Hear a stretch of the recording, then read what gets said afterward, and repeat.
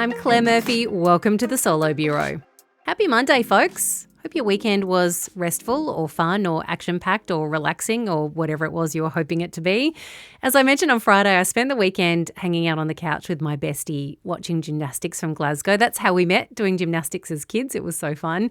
And we got to watch the Aussie boys take bronze and then the Aussie girls take gold in the teams, which was incredible.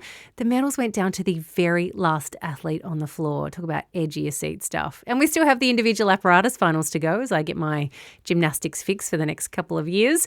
I will be updating the Commonwealth Games medal tally in a bit, but we are keeping it short, sharp and shiny today, friends. It is Monday. We all have things we need to do and get this week underway, so let's make this painless. Here's what's been happening while you were sleeping. It's Monday, July 27.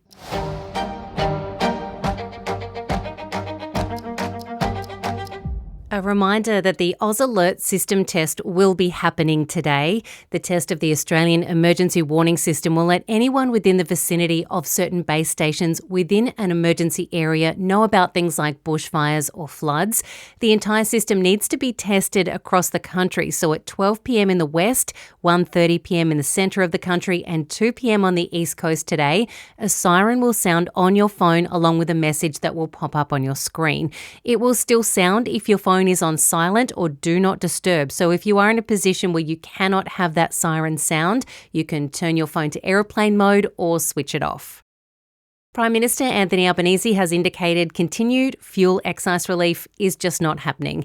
Fresh tensions between the US and Iran have caused Brent crude oil prices to rise to more than $100 US a barrel. The last time this happened, the Labor government halved the fuel excise for 3 months from April in response, saving drivers 32 cents a litre on fuel.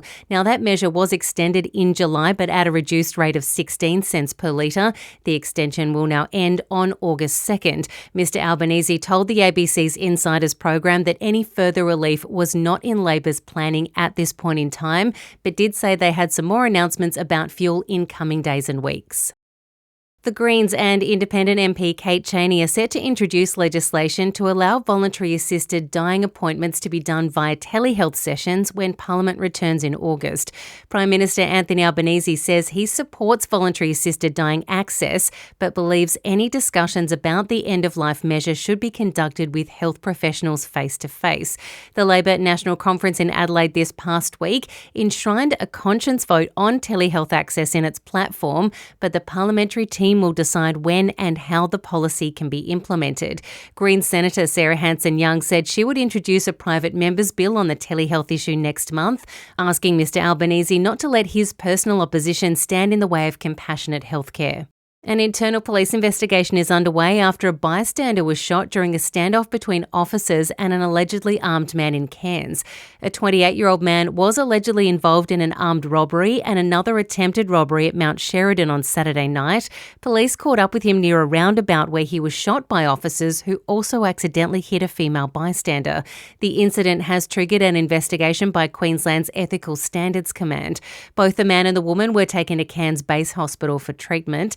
The incident was the second shooting in Queensland involving police within 2 days. An officer was shot and a man killed following a domestic dispute at Yangari near Maryborough on the Fraser Coast on Friday. German authorities are hunting a man who allegedly drove a minivan into a crowd near a pride gathering in Berlin, killing one and injuring 29 others. The attack happened in the Tiergarten Park near the Brandenburg Gate, not far from one of the annual LGBTQ pride celebrations, Christopher Street Day. Interior Minister Alexander Dobrindt said the man in question, identified as 21-year-old Abdul B, was a German citizen with a Lebanese background who was born in Germany in 2005. He explained that he'd attracted attention in the past through a high number of criminal offences, through radicalisation and through memberships of the Islamist scene. New UK Prime Minister Andy Burnham says he will put Britain's interest before appeasing US President Donald Trump. The two leaders spoke on the phone on Monday, not long after Mr Burnham arrived at 10 Downing Street. The new British leader saying, "I can't at any point say that I won't take a different opinion from him, that I will need to voice a different idea that's right for Britain." Burnham said he would publicly disagree with Trump if it were necessary, adding, "You have to defend your own national interest before anything else. That's what you're required to do if you're to do this job properly." Wildfires are moving towards the historic city of Bordeaux at the heart of France's wine region.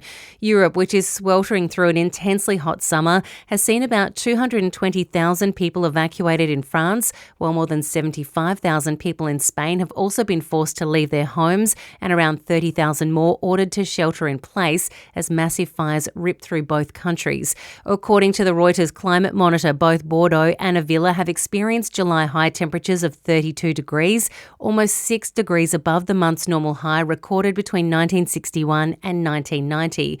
The fires are the latest disasters linked to prolonged drought and successive heat waves that scientists say have been intensified by climate change. Meghan, the Duchess of Sussex, has appeared as a guest judge on MasterChef, also bringing hubby Harry onto last night's show virtually. Contestants were challenged to transform a staple ingredient into a dish fit for a duchess, and during the judging section, Harry video called his wife to check in. Meghan showed the contestants that her husband had joined them, to which Harry said, "G'day." The episode was filmed during Meghan and Harry's trip to Australia back in April. In today's Comm Games update, another medal for the Aussie gymnasts overnight, with Jesse Moore taking out bronze in the men's individual all-round final. He's the first Aussie to take home a medal in the category in 16 years. The South Australian has more medal chances coming up as he competes in the pommel horse, rings and parallel bar finals. Kiralee Hayes took out bronze in the pool, coming third in the 50-metre freestyle S13 final. Aaron Disco Wilson is one step closer to securing his third consecutive Comm Games lawn bowls gold, winning his fifth straight match in Glasgow. The Australian women's pair Dawn Heyman and Kelsey Cottrell also won.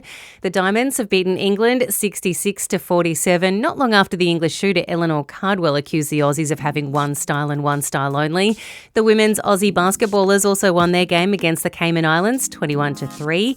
As of this episode going live, Australia is sitting top of the medal tally with 12 gold, 5 silver and 8 bronze, ahead of England and Nigeria with 3 gold each. And this is not Comm Games related, but congrats to the Australian women's water polo team who picked up bronze at the World Cup, defeating Russia 12-9.